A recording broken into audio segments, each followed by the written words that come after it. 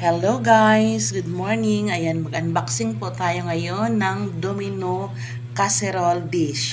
Ayan, ito po yung last stock ng ating Domino Casserole Dish, mga ka-tupper lover.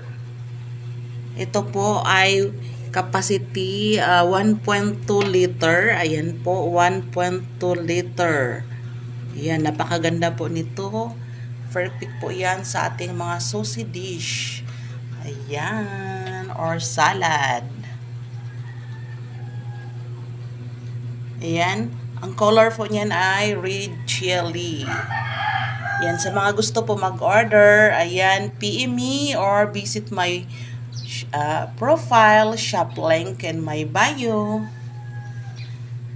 Ayan, ganito po yan pag-cover, mga ka-tupper lover ha, ganyan po yan siya. Ayan, last stock na lang po yan. Napakaganda po niyan. Grab na!